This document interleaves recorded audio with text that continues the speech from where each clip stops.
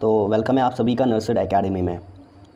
आज का वीडियो जो है टर्मिनोलॉजी पे होगा, रेस्पिरेटरी सिस्टम के रिलेटेड। इसके बहुत सारे टर्मिनोलॉजीज़ हैं, आज कुछ पढ़ने वाले हैं हम, है ना, और बाकी के आने वाले वीडियोस में हम कवर करेंगे। ठीक है, तो स्टार्ट करते हैं। आज बेसिक सा लेक्चर होगा इस पर, है ना। बेसिक से स्टार्ट करते हैं। जैसे कि नोज़ जो है, नोज़ क्या होती है ना। नोज़ होती क्या है? एक एक्सटर्नल पार्ट होती है जहाँ से एयर एंटर करता है हमारी बॉडी में। दूसरा नेज़ल कैविटी क्या होती है? एक स्पेस होती है हमारी नोज़ में जो प्रेजेंट होती है। नोज़ में एक स्पेस होती है जिसको हम नेज़ल कैविटी बोलते हैं। इसमें क्या होता है, एयर फिल्टर होकर वार्म होकर उसके बाद लंग्स में चली जाती है। नेज़ल सेप्टम क्या होता है? एक वॉल होता है, एक दीवार होती है जो हमारी नेज़ल कैविटी को दो हिस्सों में, दो नॉस्ट्रल्स में डिवाइड करती है। ठीक है, नेज़ल सेप्टम बीच में प्रेजेंट होता है। ठीक है, साइनसेस क्या होते हैं? एयर फिल्ड स्पेसेस होती हैं, है ना। एयर फिल्ड स्पेसेस होती हैं हमारे स्कल में, जो कि एयर को ह्यूमिडिफाई करने में हेल्प करते हैं। ठीक है, देन उसके बाद जो है साइनसेस हमने देख लिया। उसके बाद जो है हमारे पास फेरिंग्स, जिसको हम गला भी बोलते हैं, एक पैसेज होती है दोनों के लिए, फूड के लिए भी और ईयर के लिए भी। क्या होती है? पैसेज होती है हमारे पास जिसमें फूड भी जाता है और ईयर भी चले जाता है। ये माउथ और नोज़ को कनेक्ट करती है टू द लैरिंग्स बिलो, है ना। ऊपर से जैसे अभी यहाँ सुनना, देख लो, यहाँ पे नोज़ आती है और यहाँ से माउथ आता है। ठीक है, इन दोनों को ये कनेक्ट करता है। ठीक है, यहाँ से चले जाते हैं और नीचे यहाँ पर लैरिंग्स होता है। इसके साथ ये जो है ना, इसको हम फेरिंग्स बोलते हैं। यही लैरिंग्स के साथ इसको क्या करता है, इन दोनों को कनेक्ट करके रखता है।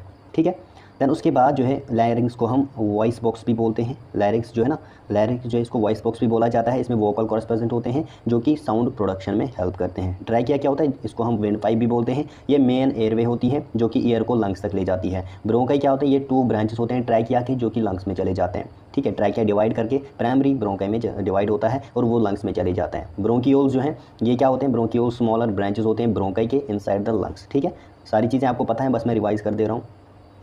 ठीक है ना। एल्वियोलाई क्या होते हैं? टिनी ईयर सैक्स होती हैं लंग्स में, जहाँ पे गैस एक्सचेंज हो जाता है ना, गैस एक्सचेंज हैपन होता है।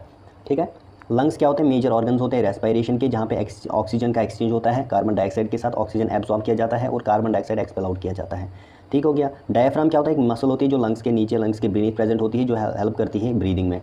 प्लूरा क्या होता है? एक मेम्ब्रेन होता है जो कि सराउंड करता है हमारी लंग्स को and lines the chest cavity, और चेस्ट कैविटी को लाइन करता है। ठीक है, दैन उसके बाद प्लूरल कैविटी क्या होती है? प्लूरल कैविटी एक स्पेस होती है between the 2 layers of pleura. Pleura में हमारे पास 2 लेयर्स होते हैं, है ना, ऐसे। एक तो होता है पैराइटल प्लूरा, दूसरा होता है विसरल प्लूरा। इनके बीच ये जो स्पेस होती है, इनके बीच जो है स्पेस जो होती है, इसको हम बोलते हैं प्लूरल कैविटी, प्लूरल स्पेस। ठीक है, या फिर प्लूरल कैविटी। इसमें जो फ्लूइड होता है उसको हम प्लूरल फ्लूइड बोलते हैं। समझ आया होगा।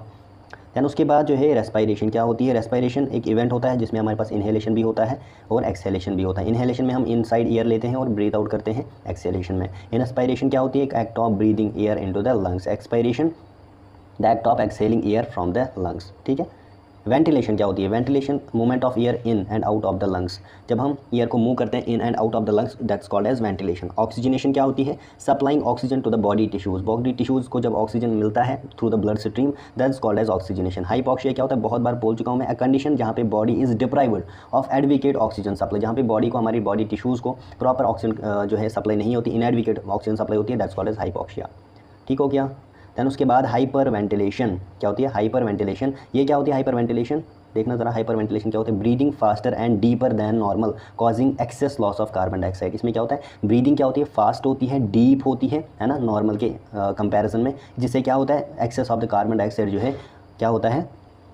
लॉस हो जाता है। ठीक है, दैन उसके बाद हाइपोवेंटिलेशन। हाइपोवेंटिलेशन क्या होती है? Abnormally slow breathing. इसमें क्या होती है? एबनॉर्मल ब्रीदिंग होती है और वो स्लो होती है, leading to the increased carbon dioxide in the blood, जिसमें क्या होता है? कार्बन डाइऑक्साइड हमारी बॉडी में या हमारी ब्लड स्ट्रीम में इंक्रीज हो जाता है।